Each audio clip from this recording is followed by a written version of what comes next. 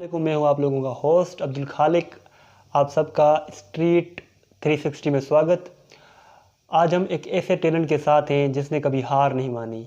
कभी अंधेरे थे तो कभी रोशनी, लेकिन उस बंदे ने हार नहीं मानी और उसने जिस जिस टारगेट के पीछे वो गया था, आखिरकार उसने अचीव किया। वो मेरा प्यारा दोस्त, मेरा प्यारा कज़न, मेरा क्लासमेट और मेरा मैट्रिक क्लास तक सीआर रहने वाला लड़का।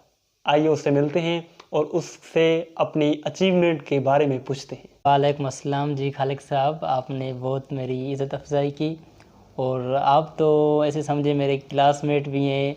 बहुत बार आपने मतलब जूनियर होने की कोशिश की है, लेकिन फिर भी आप सीनियर होते जा रहे हैं। अल्लाह का करम है, मैंने अच्छी बात है, मुझे बहुत खुशी है कि मैंने अचीवमेंट्स हासिल की हैं, लेकिन अचीवमेंट्स से पहले भी कुछ डार्कनेसेस बहुत आई हैं। लेकिन अचीवमेंट फ़िलहाल तो जो इस वक्त आई है वो ये है कि मेरी इस वक्त सिलेक्शन हो चुकी है गंबर्ट इंस्टीट्यूट ऑफ मेडिकल साइंसेज में। बहुत टाइम लगा है मुझे इस पे आने के लिए। आदम भाई ने कहा कि इसकी अचीवमेंट थी कि गंबर्ड कॉलेज में इनकी सिलेक्शन हुई, मेडिकल कॉलेज में। ये बोलना आसान है, इसको अचीव करने के लिए बहुत से भाई ने जैसे खुद कहा कि दरपेश मुश्किलात आई, तो उन दरपेश जो मुश्किलातें आई भाईजान को, उनके बारे में पूछते हैं। तो आप तो हमारे साथ ही थे मैट्रिक क्लास तक, तो उसके बाद आपकी क्या अचीवमेंट थी, कितनी बार? अब तकरीबन अगर मेरे साथ ही होता भाई तो तकरीबन भाई का कोई 6वां सेमेस्टर होता, अब स्टार्ट लिया है। तो ज़ाहिर सी बात है, इतने अरसे तक 3 साल तक हमसे गायब रहे, पढ़ते रहे, तो इसमें कितनी मुश्किलातें आई, कितना घर वालों ने सपोर्ट किया, सब कहानियाँ सुनते हैं भाई के अपनी ज़बानी। हाँ, तो खालिक साहब आपने शुरुआत ही ऐसी बात पे कर दी कि हमें बोलने पे ही मजबूर कर देते हैं आप हर वक्त। तो आप समझे ना कि मैट्रिक तक तो मैं आपके साथ ही था। उसके बाद मेरे अब्बू यानी आपके चाचू, उनका डिसीजन ही कुछ ऐसा हो गया, उन्होंने कहा कि आप प्री मेडिकल ज्वाइन कर लें।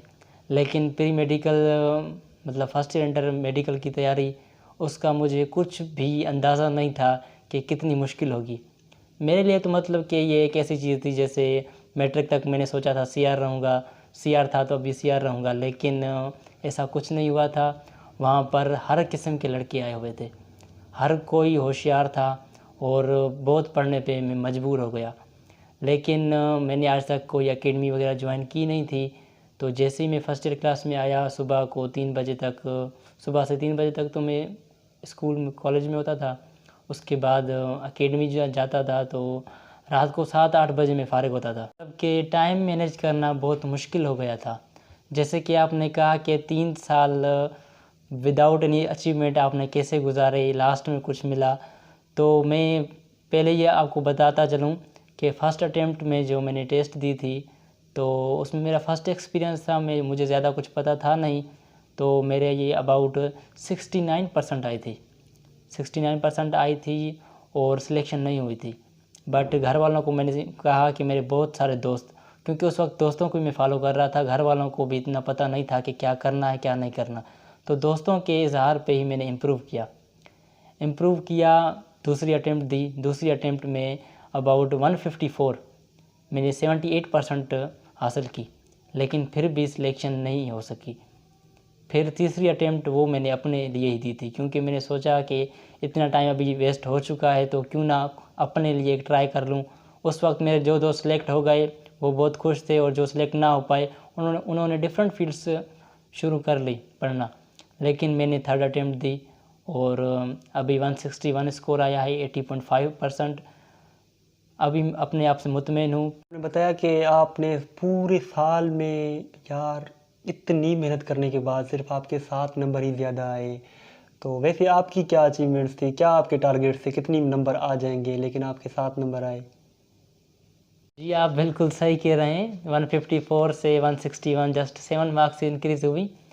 लेकिन मेरा टारगेट पहला जो था वो इस वक्त 180 तक ही था। लेकिन बहुत सारी मुश्किलात आ गई, हमने सिंध कोर्स पढ़ा हुआ था और टेस्ट फेडरल में से आ गई।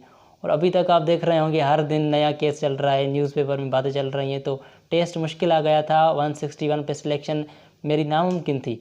लेकिन टेस्ट टफ़ और डिफरेंट कोर्सेज़ में आने की वजह से मेरिट थोड़ी नीचे हो गई और 161 171 75 तक ही हमारे डिस्ट्रिक्ट में एग्रीगेट गया है, तो सिलेक्ट होने के चांसेस मेरे बढ़ गए थे। सब बातें ठीक। अब हमें ये बता दें, जब आप सिलेक्ट हुए तो आपके घर वालों के तासुरात, आपके घर वालों की खुशी किस तरह थी? आप तो ज़ाहिर सी बात है 3 साल की जदोजहद के बाद आपने कामयाबी हासिल की।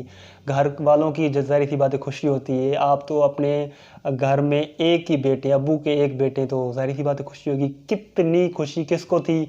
और आप अगर अपने अल्फाजों में बता सकें तो। जी, आप खुशी से तो मैं ऐसे बता सकता हूँ कि सखर में आई थिंक मैं था, तो उस वक्त मेरे पास कॉल आई थी, तो चाचू मेरे साथ थे। उन्होंने मुझे कहा कि अब्बू को कॉल करते हैं, उन्हें खुशखबरी देते हैं। लेकिन मैंने कहा मुझे, जैसे मैं अभी खुश हो रहा हूँ, तो मुझे अब्बू के वो एक्सप्रेशंस देखने हैं जिन्होंने मुझे इतना सपोर्ट किया और जिन्होंने इतनी स्ट्रगल की मुझे इतना आगे लेके आने की वजह से। तो मैं उनकी एक्सप्रेशंस देखना चाहता था। और जैसे ही मैं घर आया तो बता नहीं पा रहा था। जैसे घर आया तो अब्बू पूछने लगा कि बेटा काम हो गया? तो उस दिन मुझे जाना था गवर्नमेंट यूनिवर्सिटी में पूछने के लिए, और वहाँ पर मैं गया लेकिन टीचर से ना मिल पाए। तो मैं ऐसे अफसोसन लौट के आ रहा था, लेकिन बीच में कहा गई कि आपका काम हो गया है। तो अब्बू को जैसे बताया अब्बू के, मैंने पैरों पे हाथ रखा और खुशखबरी दी, तो अब्बू की आंखों में तो आंसू आ गए। अभी भी मैं अब्बू से होके आया हूँ, तो मदीने का चैनल देख रहे थे, रोज़ा रसूलुल्लाह देख रहे थे और वहाँ पर रो रहे थे। तो मेरे लिए सबसे ज़्यादा अचीवमेंट ये वो वक्त था जब अब्बू मुझे देखकर अभी खुश हो रहे हैं ना, मेरे यही हाई लेवल अचीवमेंट है। अब्बू को पता चला, अब्बू इतना यानी कि खुशी के आंसू थे अब्बू के यानी कि आँखों में। तो उसके बाद अब्बू ने कोई गिफ्ट या फिर कोई ऐसी चीज़ आपको दी, या फिर आपके लिए कोई तोहफ़ा था कि नहीं? गिफ्ट की आप बात कर रहे हैं तो मेरे पास जैसा कि मोबाइल की कमी थी। एक टूटा हुआ मोबाइल होता था जिससे मैं जस्ट अपडेट्स लेता था कि कौन सा केस चल रहा है, कौन सी बात चल रही है, कौन सी न्यू अपडेट आई है, कि कौन सी यूनिवर्सिटी किस एग्रीगेट पे सिलेक्ट कर रही है, तो उस हिसाब से। या मतलब कि कौन सा एमडीगेट ग्रुप चल रहा है व्हाट्सएप पे, एफबी पे, तो वो जस्ट मैं अपडेट्स लेता था। तो उसके बाद जैसे मतलब कि घर आया, अब वो बहुत खुश हुए, तो वो मुझे ले गए शॉप पे और उन्होंने मोबाइल ही लेके दिया। आप देख सकते हैं ये मोबाइल। My God, iPhone! वाह भाई! आखिरकार अब्बू को खुश किया तो अब्बू ने आपको खुश किया, आईफोन दिला दिया। चलें आखिर में आप बता दें अपना, यानी कि आपके बाद जो लोग आने वाले हैं, आपके जूनियर्स, उसको आप क्या पैगाम देना चाहेंगे? जैसे आपने अपना टारगेट अचीव किया, 1 साल 2 साल आखिरकार आपने अचीव कर लिया, तो उसके बारे में आप क्या कहना चाहेंगे अपने जूनियर्स को जो कि अभी first year inter matric class में हैं?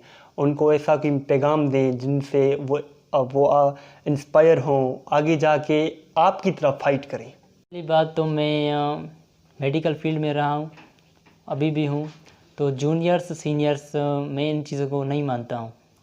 जिसमें कैपेबिलिटी है कोई चीज़ अचीव करने की, बस वही हमारे लिए सीनियर है।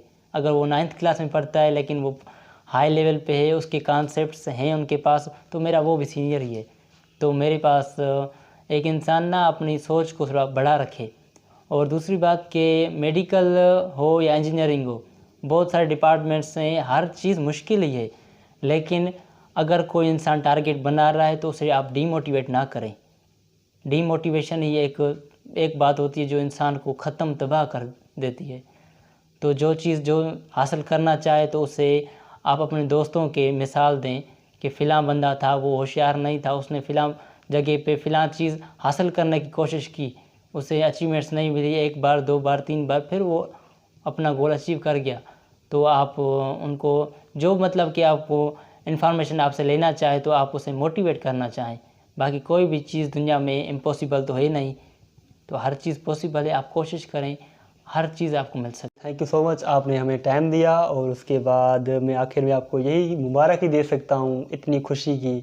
हम 10 साल साथ पढ़े, घर में रहे, आपको मुबारक हो आपकी डिग्री की, आपका पास होने की। हाँ, और मोबाइल की भी, डिग्री की मिठाई खिलाओ या ना खिलाओ, मोबाइल की खिलानी चाहिए यार, बहुत अच्छी मोबाइल ले लिए। और उसके साथ साथ मैं इजाज़त चाहूँगा, आपका अपना Khaliq. Thank you so much.